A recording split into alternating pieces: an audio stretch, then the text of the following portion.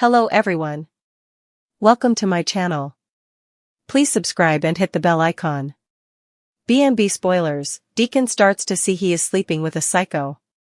Sheila is not a woman to play with. On the February 22nd episode of The Bold and the Beautiful, spoilers tease that Deacon and Finn break up Steffi and Sheila's violent brawl. This gets Deacon questioning Sheila's true state of mind. A physical fight between Steffi, Jacqueline McInnes Wood, and Sheila, Kimberlyn Brown, is a true test of wills. Both fierce in their own right, as well as strong and stubborn, an altercation between these two women does not end without some outside help. Enter their two loves, Finn, Tanner Novlin, and Deacon, Sean Cannon, to the rescue. The men open the door to Deacon's former broom closet, now with fabulous decor, to find Sheila, who is probably still smarting from this, and Steffi attacking each other like two alley cats. Sure, Steffi delivered the first smack and caught Sheila off guard. At the same time, Sheila knows how to give as good as she gets. Within moments, Sheila had Steffi pinned down on the couch as Steffi tried to kick her off of her. Fortunately, Deacon and Finn arrive just in time before anyone gets seriously hurt. The women retreat to lick their minor wounds. Finn knows his wife is a badass and has every right to warn Sheila not to speak to Kelly. However, for Deacon, this display of aggression gets him questioning how reasonable Sheila's mind really is. Deacon wanted to believe that people can change and deserve a second chance. After all, he turned himself around and regained hope's, Annika Noel, trust. Didn't Sheila deserve the same forgiveness that he did? Suddenly, Sheila is not looking like the potentially reformed madwoman Deacon wants her to be. Sheila's reaction to halting their marriage may appear oversensitive. Her speaking to Kelly was unwise and a little creepy. Now, getting into a full-on barroom-style brawl with Steffi is starting to make Sheila look a little unhinged. Not for anything, but Deacon liked Sheila's craziness when it came to the bedroom. Now, he appears to be wondering exactly what he got himself into. Will Deacon stand by Sheila if she continues to veer off into unstable territory? Does their unconventional romance really have a shot? Let us know in the comments below. The little town of Willow Creek, nestled amidst the serene backdrop of rolling hills and lush forests, stood the charming and inviting Willow in Bed and Breakfast. It was a place where weary travelers sought refuge from the hustle and bustle of everyday life, a haven of tranquility where one could rest their weary souls. But beneath its picturesque facade lay a sinister tale waiting to unravel. Deacon, a ruggedly handsome traveler with a mysterious aura, stumbled upon the Willow in one stormy night. Seeking shelter from the relentless rain, he found himself drawn to the warmth emanating from within its walls. Little did he know that his decision to seek refuge in this quaint establishment would alter the course of his life in ways he could never have imagined. As Deacon stepped into the cozy foyer of the inn, he was greeted by the owner, a strikingly beautiful woman named Alara. Her piercing blue eyes seemed to penetrate his soul as she welcomed him with a warm smile. There was something captivating about her, something that stirred a primal desire within Deacon's heart. Over the days that followed, Deacon found himself increasingly drawn to Alara, her enigmatic charm proving irresistible. Their encounters grew more intimate, each moment spent together igniting a fiery passion that consumed them both.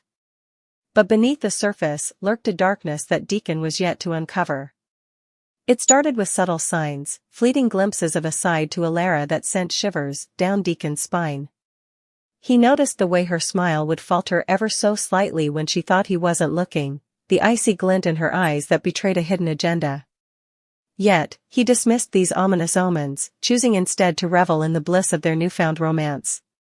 However, as time passed, the cracks in Alara's facade began to widen, revealing a chilling truth that Deacon could no longer ignore. It began innocently enough, with small incidents that he brushed off as mere coincidences. But soon, these incidents escalated into something far more sinister. Deacon couldn't shake the feeling of being watched, the sense of unease that gripped him whenever he was alone with Alara.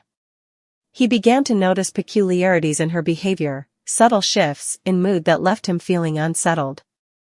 And then there were the nightmares, vivid and haunting, each one more terrifying than the last.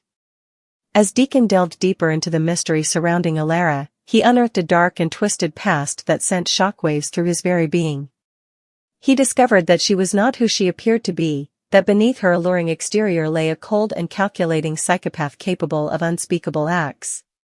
It was a chilling realization that sent Deacon reeling, forcing him to confront the harsh truth of his situation.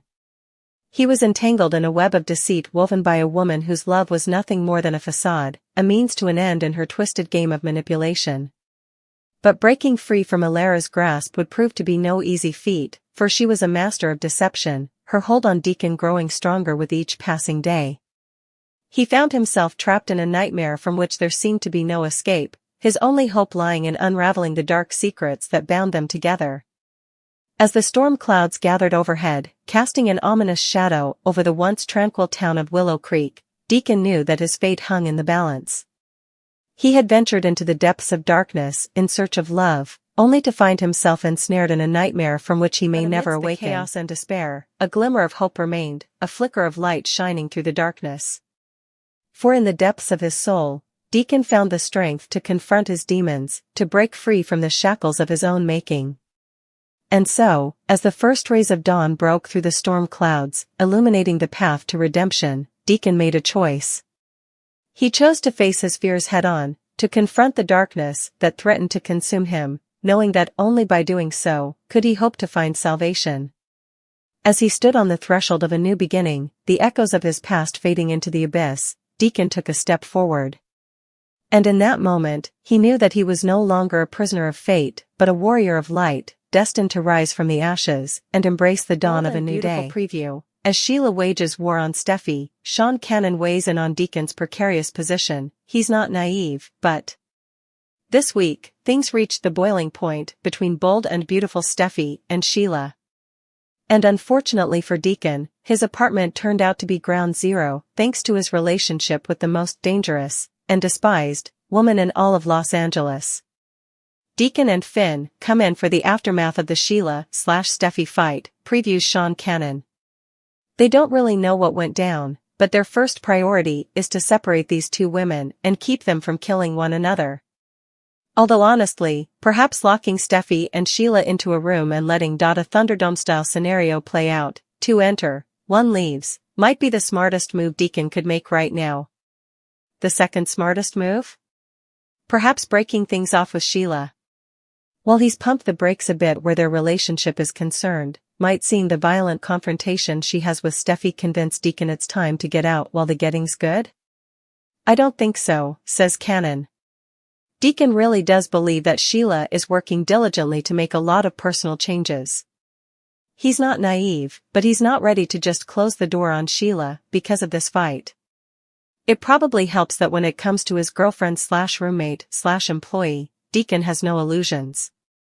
She is still Sheila Carter, and she is a person who, when pushed to her limits or backed into a corner or feels as if she's on the right side of an issue, can be, shall we say, extremely impassioned.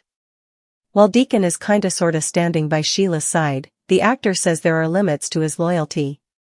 Although Sheila wants nothing more than to reconnect with son Finn and the extended Forrester family, Cannon believes his alter ego wants to keep clear of that particular scenario.